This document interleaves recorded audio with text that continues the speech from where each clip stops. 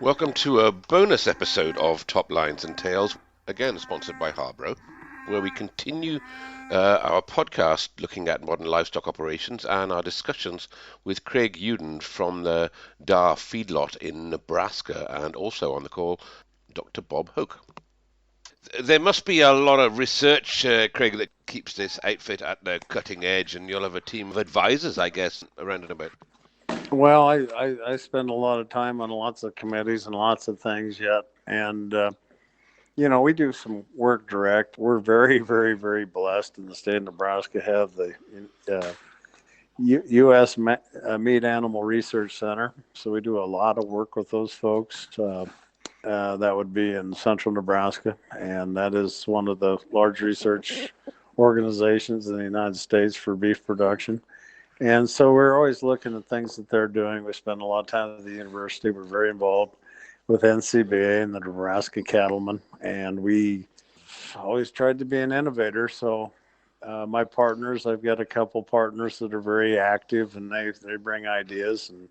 And then we work with the veterinarian people in the veterinarian community. And like right now, we've just been approved on a secure beef plan is what they call it. And that would take into consideration if we had a disease outbreak, how we're going to handle that so we can continue to ship cattle out of this facility into a packing location. So there's lots of things that we're always staying apprised of.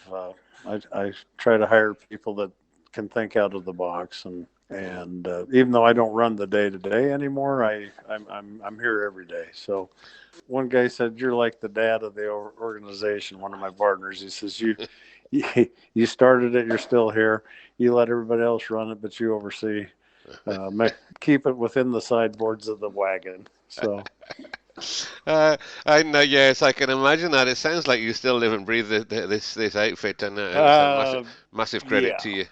yeah. Well, I got cows. I got lots of things going on right now. I can So tell. I can tell. And we mentioned a man, John Schrader, would be right in pronouncing his name, is the farm manager there now, and he's he been there he for a he while and been around the feedlots a while. he would be the feedlot manager. He'd be in charge of the day to day. He's got to run the help, and he's got to find the ingredients and secure all that. That's his charge. I can give them all the direction, but they're the ones that make the rubber hit the road. And like I said, I've been pretty well blessed with a lot of employees. I've got a lot of employees that have been with me over 30 years that have stayed on, we're always training new ones too. So, but we sometimes take for granted how sophisticated and how well we do compared to lots of different businesses out there. We're pretty solid, and that starts really with the ownership. The ownership is basically there's 5 of us families that have been part of this operation since the 80s, and that hasn't changed. So you got a good core base to pass on to your employees. It's people business, isn't it? People that have been in there a while. It's a lot of it. It's about experience. Well, yeah. My motto has always been people do business with people. And my other motto has always been you take care of your customer will take care of you.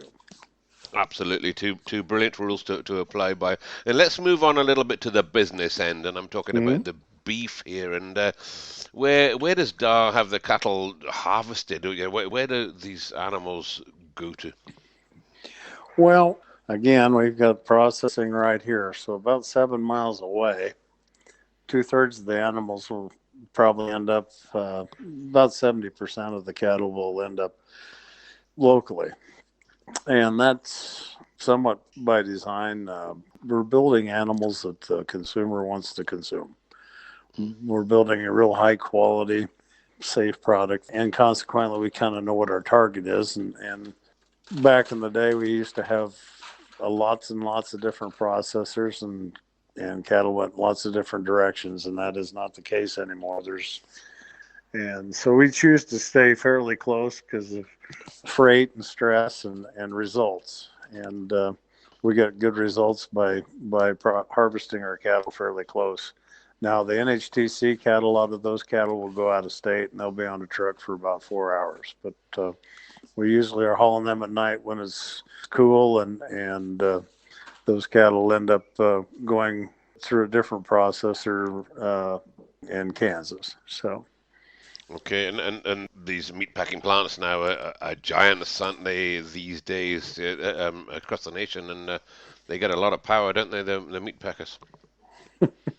Well, we saw a lot of this coming back when the industry was tight in the 2013, 11, 12, 13. The last major drought eliminated a lot of cows, and the packing facilities shut down some older plants. And then as times got better, people put more cattle. So we've got a lot of cattle for the amount of production we've had. And then this COVID we've had several perfect storms in here that have really slowed down the harvesting aspect of it. And they do have a lot of power.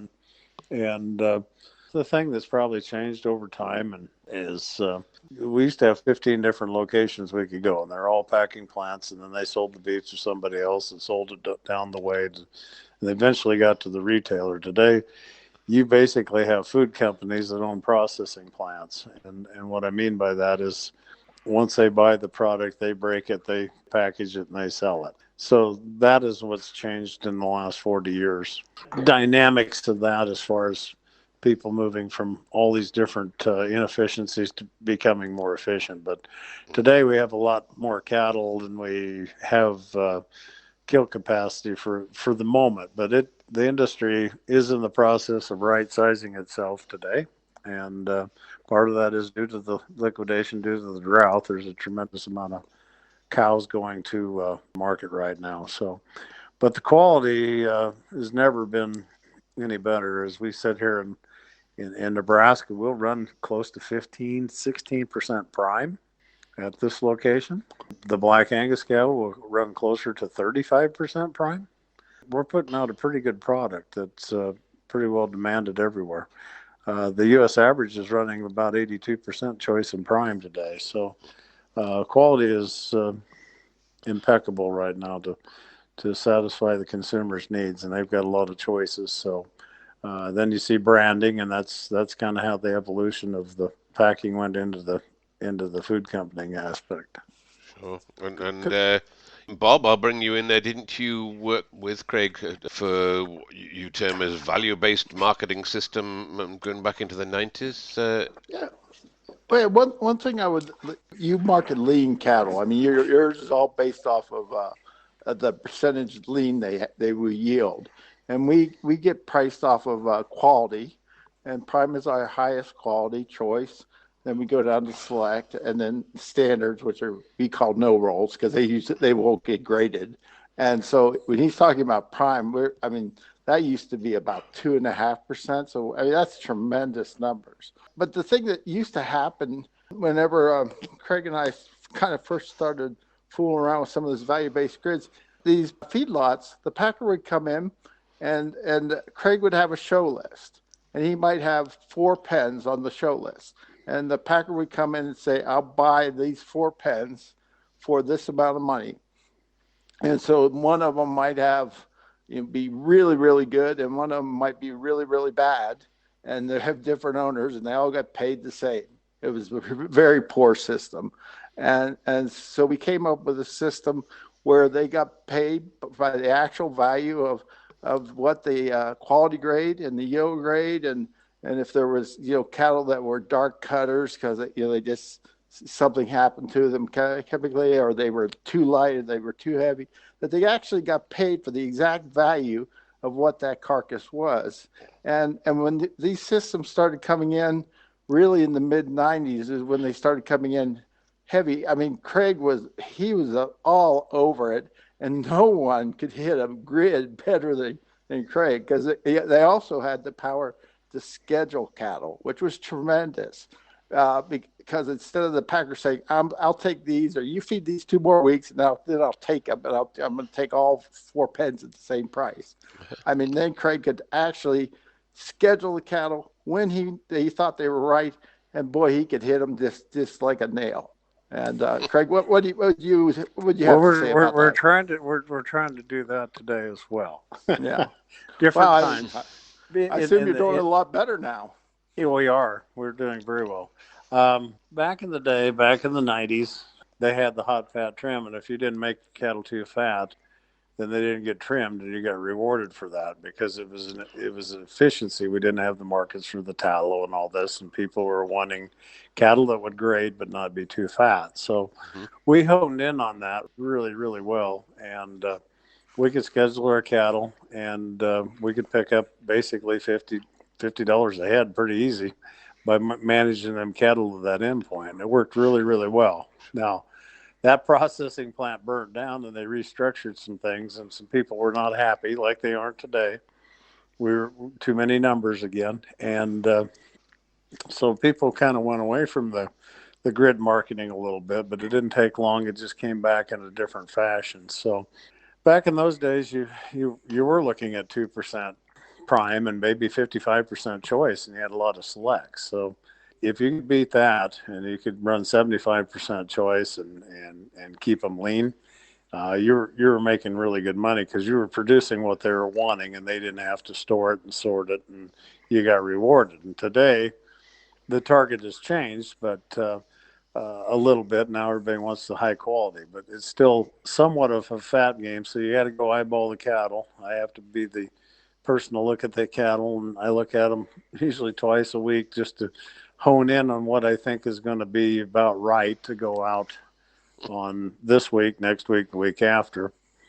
And then we visit with these folks, and we line it up, and then we start at a base price like everybody, like the market is, and then we try to work higher than that. And we've been hitting some targets recently that have been really pretty rewarding. And consequently, when you add on some of the other stuff like the BQA and the sustainability, there's some demand out there from a marketing tool for some of the retailers. It's getting that's getting passed back to us too we're finally getting paid for doing some of the things that we've always done, but we weren't recognized for it, and it's not a big step to get there, so we do it. So, good, but good. That's a good reward eventually, and we all see sure. that. We all see those things that we try and do what we think somebody might want, and then eventually they want them, and we get paid for it. That's brilliant. And you mentioned the word program cattle earlier on there. Yeah. Just fill me in what that means. Okay. Well, the industry is looking for choice and prime cattle to fit different needs, okay? Because, like I said earlier, these guys aren't just packing plants anymore that sell it onto what we used to call a middleman that would carve it up and then bid it out to whoever.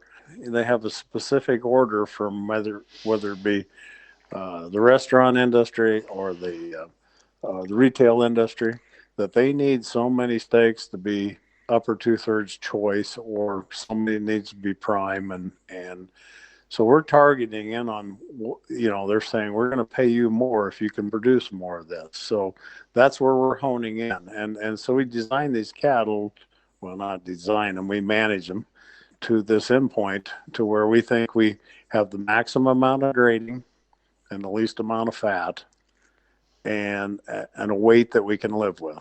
Okay. Mm-hmm. You still have to have some weight. You can't, because one of the challenges of our industry is we buy all cattle at the same price. We market them at lots of different prices because people that are willing to stand behind their product can get a nice reward. The question is, how much did you have to pay extra at the start of the process? It's still very emotional on the buying side, and on the marketing side, it's more targeted for us. Does some of that come down to genetics, Craig? I mean, is it down to different breeding? Our genetics have really improved, Andy. When we went through 2011 and 12 in the drought, we got rid of a lot of average, poorer cattle, and you kind of fell into place that the cattle that would replace them in the next expansion, which was 14, 15, 16, 17, 18. Those cattle were so much better genetically that anybody could be better at producing. And now you got to go back and you got to hone in. The problem with the genetics is we got the grading and the quality up so high, but we still are somewhat challenged as far as the amount of fat that we produce. So we still have to manage that as well. So, but it's getting better. And every time we go through these weather cycles and we come back with a better animal, it makes it easier to hit those targets. The unique part about this thing is, we were known up here to be the high quality cattle, and we still are. But when this all took place and the cattle got liquidated, the drought was very severe in the south. So the quality of the cattle in the south has really, really gotten better. So we feed a lot more cattle out of the southern central belt that maybe doesn't have the eye appeal that Bob and I would be choosing, but the quality grade and the performance of those cattle is so much different today than it was even 10 years ago that they fit the programs really well. I just wanted to just discuss. We were talking about that hot fat trim where we started on some of this quality value based, and we were going for a lean market. We were having a war on fat, and this is nothing against your market. You have a good market, suits your customers. Well, when we were having a war on fat, we were basically having a war on consumers. We were lowering quality of our product, and our per capita consumption has gone down. And as we improved this quality, we started to bring back our consumers and our per capita consumption. So we were having hot fat trimmers where we peeled the fat off of them when they were hanging carcasses. We were having cold shortening where the meat got tough. It was just a big problem, and we've really, really made strides to bringing our per capita consumption back, and our export market has really increased as we brought the quality back into the cattle. So it's really done well for us. Your market's your market, and that's great, but I mean, it's the way it works best for us. Sure, and there's different markets for different worlds, and I totally understand that. And yeah, beef with a marbling of fat through it, we all know helps the taste better, but nobody wants that stuck on the side of the plate. Let's just move on a bit, guys. Craig, you mentioned sustainability, and that is an issue, and that comes at an added cost, doesn't it? And the Cattlemen's Association hat on there, can you instill that confidence in the consumer? I mean, it's a growing challenge, isn't it, passing the cost down to the consumer? Well, I think it is. I think education. People know what they know, and sometimes they don't know as much as you wish they would. But I think the stories that are being told out there about how people are caring for their livestock all the way from conception to consumption is starting to resonate. I think that people understand there's real people that are raising these cattle and handling these cattle. It's hard to get in front of that major audience, but it seems to, the brands are requiring, whether it be animal well-being or traceability or different processes that were used to produce this animal. Those things are all being added in under the brand, and you finally have somewhat of a coordinated effort between the retail, the packing, the feeding, and the ranching community as far as recording this information and passing it on. And it might be that simple to satisfy the customer today, and it may be different tomorrow. Mm-hmm. But we just have to change as the need changes, The need is changing, isn't it? The consumer market is changing, and the consumer market is as you said, they think they know when they're being fed information about what they should and shouldn't be looking for within what they eat across the board. And I think our beef demand right now is telling you that they're understanding a little bit more of what's going on and why it's important. And you have a demographic that's going to want to know where their food's coming from, and you have some that just be happy to have food. So you're really producing for a real wide audience out there. Sure, and the ones that are demanding the sustainability should be the ones that are willing to pay a little bit more for the cost of that. And they typically are, and that can be whether it's natural, no hormone treated, or commodity. There's stories that are being told now, and stories with proof of this is how it was handled, and this is the way it was done, and we face audits.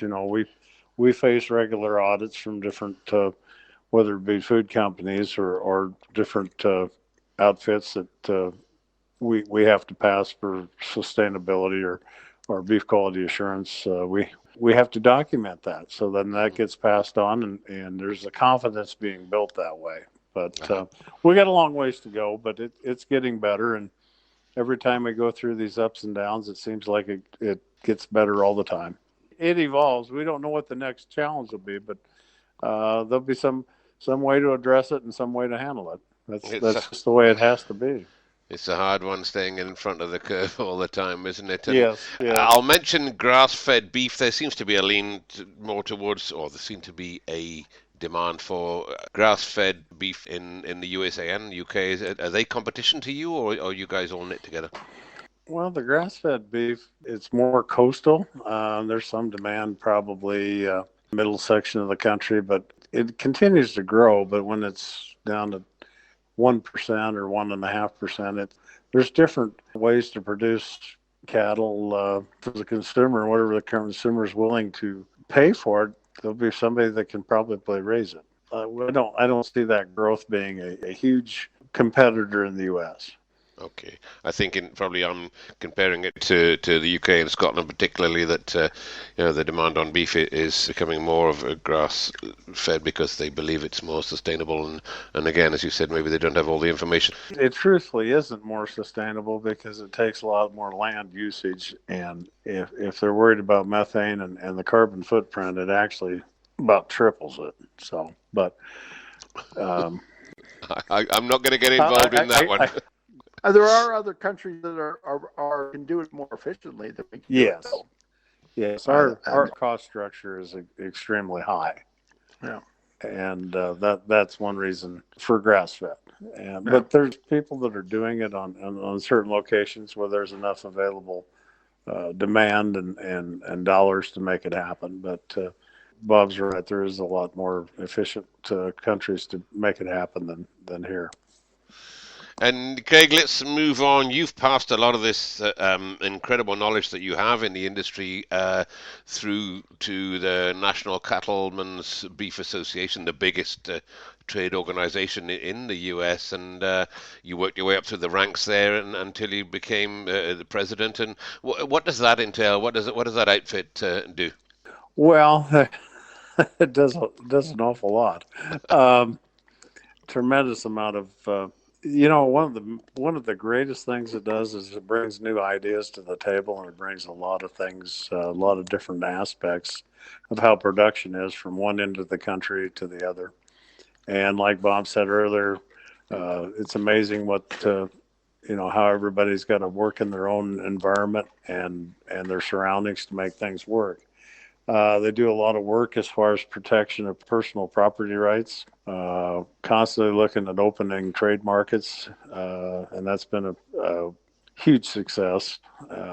We do a lot of work in Washington, D.C. to educate, a tremendous amount of education, because when you look at our government structure, even though there's vast amounts of land to produce livestock on, we're a very low populated area. So there's very few people that are making laws and direction of our country that understand agriculture. So a lot of time and effort and money is spent educating those legislatures in order not to create an issue with agricultural production. And so those are the main things on the political side that they're working at. And a lot of it is education. And my tenure, that's what I wanted to do, is I wanted to find out how people produce their beef in their settings and educate them about things that were some of the changes that were coming down the way.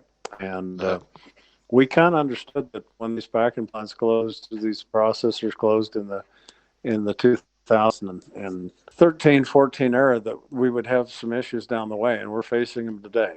Now, we're seeing, we're also right now, they're working on whether you can go farm to fork and have some of these states be able to sell beef direct to the consumer, because a lot of people do like to know where their beef comes from. And there's been since the pandemic, that has become a big item out there.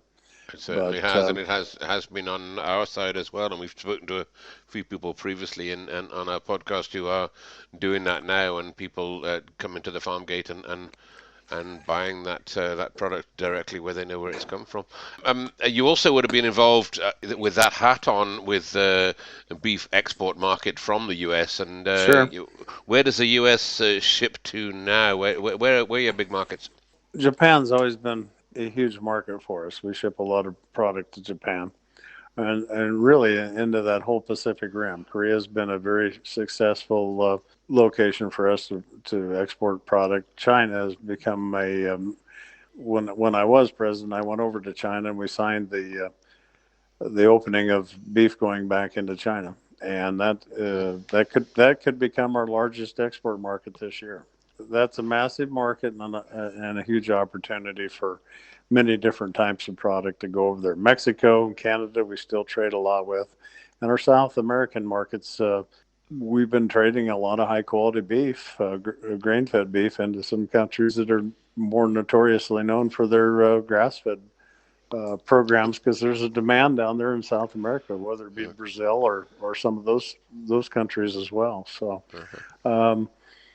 those are some of the bigger ones, but I think the important thing is opening more countries, and if you look at it, there's probably more and more countries that are opening up. They might be small markets today, but we weren't getting anything into mainland China. Now all of a sudden that's going to become a large market for us. So Sure.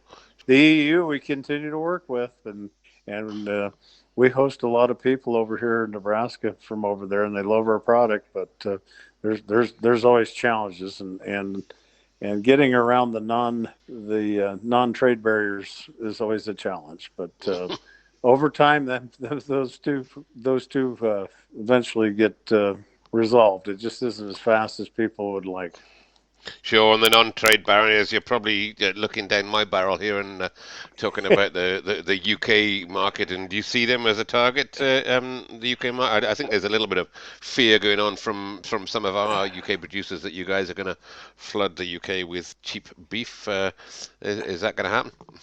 I would say that there's always that potential that we're going to look at every aspect and try to develop trade. And but if we move into there, it won't be cheap beef. It won't be cheap. It'll be expensive beef. It'll be expensive, and it'll be good. So yeah, my Scottish contemporaries will say that Scotland produces the best beef in the world. So we'll leave that jousting tournament for another day's argument. No, I'm just talking about price. It's up to the consumer to decide what they want to eat, but it will be a different product than what you produce, and it will not be an inexpensive product. It'll be a different product. Yeah. Sure. Let's move on. Let's move on for a second to the people who don't want us to eat beef. We've got a massive vegan movement gathering pace through the media in the UK, and I think it's a worldwide thing. And there's new plant-based meat products coming out all the while. They're starting to cause a bit of a problem in the market. Is it the same in the US as it is in the UK? Craig, is that a concern? Well, it's a big concern to our producers. It always has been. And it's gained some market share. It'll continue to gain some market shares in some markets. Some potential issues will be out there, of course. And today the product doesn't really compare. It does compare maybe in certain aspects, but when you get into the nutritional side, it won't compare to beef, and it's always going to be a challenge. But it's about choice, and the thing is, I think they're not going to go away. They have never went away. They've gotten better at what they do. It's something that needs to continue to keep us on guard to be producing a product that is so wonderful and safe that it can ward off those challenges as well.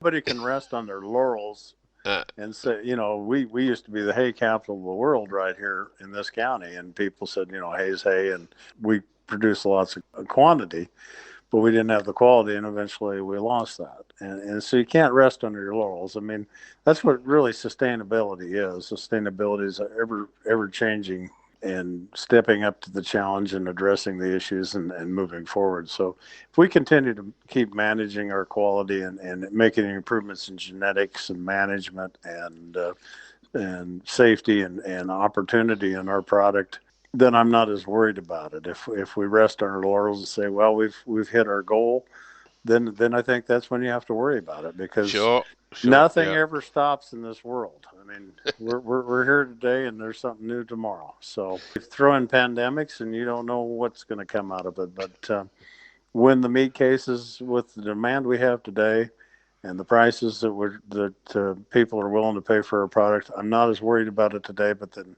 like I said, we cannot we can't take a misstep and have issues with quality, and we have to satisfy the consumer. And there's a lot of consumers out there, and we just got to stay ahead of it.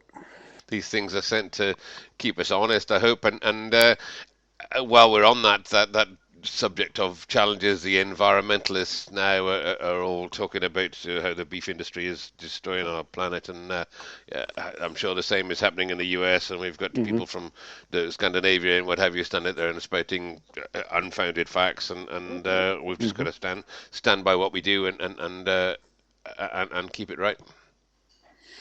Well, I think we do, and I think that we have to continue to improve. I mean, I won't argue that our carbon footprints went down immensely since 1960. It's went down tremendously since 1975. So it just gets better and better. But that doesn't mean that we've crossed the finish line. We can be more efficient, whether it be reproductive aspects on our cow herd, less time on feed, or whatever we need to do. But when it gets in the political arena, that's why it's so important to keep educating people about the actual facts instead of hearsay. Absolutely, and education is the key, because there's a lot of strange things that have been talked about by people with an agenda. Let's move on from that subject, because A, the time's moving on, and B, I'll be getting emails from people. Let's move on. Craig, you also run a cooperation of your own, and that's fairly nearby to Darr. Is it still in the valley there? Yeah, the base is we run a lot of cattle, corn stalks in the winter, and then they're going to grass right now, and then the bulls will be turned out, and then they're basically roughage. They spend about 5 months on the on grass, and they spend about 5 months in the corn stalks foraging, and then we bring them in and through the calving process, and it's just a cycle back over again. So. The corn stalks we're talking about, these are the stalks from the corn that's been cut. Are they still standing, or are they on the ground? It depends on the machine, but there's usually 10 to 12 inches of stalk that is still standing from after the harvesting, and then all the leaves and the shucks and all the forage material that is in corn production is out there to forage through. And there'll be some ear lossage, there'll be some ears that drop off the corn stalk. So when it was standing, they'll pick that up as well. So we let those cattle go out there and forage that, and then we'll add some protein out there, and just they will forage on them stalks. In this country, we can run about a cow per acre for 30 to 40 days, and then we move them onto a fresh field, and we just do that through the process, usually in October, November, December, January, February, and then they come in and have their babies and go back out out to grass. You make that sound a very simple operation, but I'm privy to the numbers there.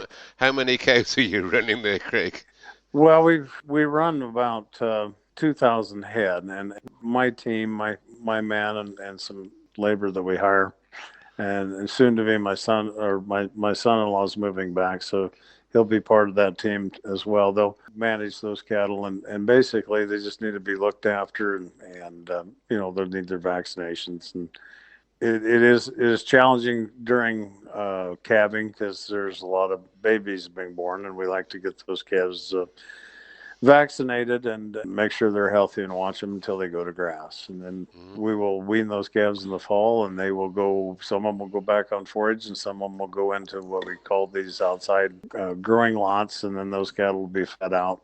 And some will be retained as the next set of cows. And it is a lot of work. And about half the cows managed by other folks that I work with. You know, this whole agricultural deal is about relationships and building relationships, whether it be my customers or be anything's about relationships. So I work with a lot of different people to get these cows calved, and then we go to grass. Sure. And the cows calved, you say you bring them home. Are they coming undercover there, or are they just coming back just near the farm?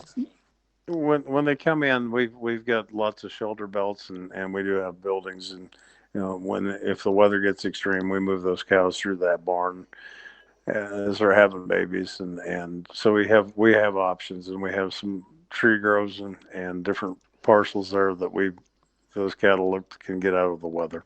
We don't see a lot of moisture typically that time of year. We will see more cold weather and wind, so we don't like them to be in the barns real long, because then if you get too many bodies in there, if you get a disease outbreak, you could run through your calves pretty good. So we like to get them in, get them calved, get them out, let their mama take care of them, and go on her way.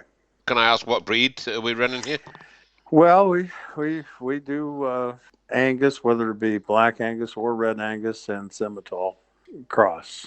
So we use red and black Simmental bulls and red and black Angus bulls as well. So we like to see about a 25 to 30% continental cross in those calves, and the rest being Angus. Sure. And you're not running those as what we'd call pedigree. I don't think you guys actually have such a thing as pedigrees, but you're not running those cows as pure cows. This is all just a purely a beef operation. Mine is a commercial operation, and we have a lot of good genetic purebred operators within the country, and some awful good genetics to pick from. So, again, those relationships are how we build things, and how we work together. And I think that's the key in this whole agricultural deal, is working together and helping each other out. So I'm going to take a stab in the dark here and say, where do you sell your calves to? And I'd imagine they probably go into the Darr feedlot, do they? They do, and I retain that ownership, and actually I'll be shipping my first set of last year's calves tomorrow. So tomorrow will be where the rubber meets the road, and we'll see how they performed in the feed yard and how they performed for the processor. How many of those going through? Tomorrow, just about 70 head. It was just the very big end, and then we've sorted those cattle on different sizes, and so that gives me 4 marketing windows on the steers and 3 marketing windows on my heifers, and then I actually have 3 herds in this number, and then my other herds have got them sorted up as well. So. You don't do things by halves here, Craig, I have to say. Well, you know, the reward is actually, you know, it's doing the right thing and at the right time, and managing those cattle as individuals. So I've got this herd I'm talking about is where I take a lot of my replacements, where I'll keep the cows, and my other herd will be the one that'll be strictly a terminal cross. I will not retain any heifers for that herd. I'll just either purchase them or take them out of the other herd to build that herd. So, Andy, can I interject one thing? I know you can cut it real quick, but isn't it wonderful that he is grazing those corn stalks 5 months? So a lot of that corn is going to make ethanol for our gas. Yep. And then the distiller train are being fed back to the feedlot. I mean, boy, we're making tremendous use out of these crops. It's just really a wonder how much we do soup to nuts on. There's nothing wasted, let's say.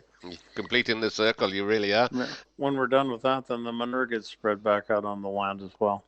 Well, I think between us we've had a hugely interesting conversation, and Craig, I thank you so much for the time. We said we'd do an hour. We've done a little bit more than that. But every bit of this has just been fascinating to me, and I know our listeners on Top Lines and Tails podcast will be equally fascinated on this on both sides of the water, and it highlights, I think, and shows that there is a difference between the beef producing industry in the UK and the one in the US, but it also shows that there's similarities too, is particularly that there are the challenges that beef production presents to all of us. It's been an interesting chat, and I've been happy to be here. And yeah, I think it doesn't really matter. It's all about caring for the animals, whether it be here or there. We all have the best interest in mind, and that's why we do what we do, is to feed a growing world that needs high quality, safe product that is very nutritious, that benefits those folks. I think it's just wonderful that we are taking all these products that can't be. I mean, some of the corn certainly can be taken to humans, but basically most of what's going into the beef over there and here, it cannot be harvested any other way, and we're making nutritious product in beef for humans. Gosh, it's just a wonderful system that we can convert all this forage and all these things into wonderful high quality protein, and you're doing it there, we're doing it here, and it's good for everyone. That's brilliant. I think that's a party political broadcast on behalf of the Beef Producers Party. Absolutely superb. And Craig, or both of you, we're planning a Top Lines and Tails cow tour next year with some of our UK listeners to head off to the US, and we may look you up and come for a look-see at what goes on at Darr.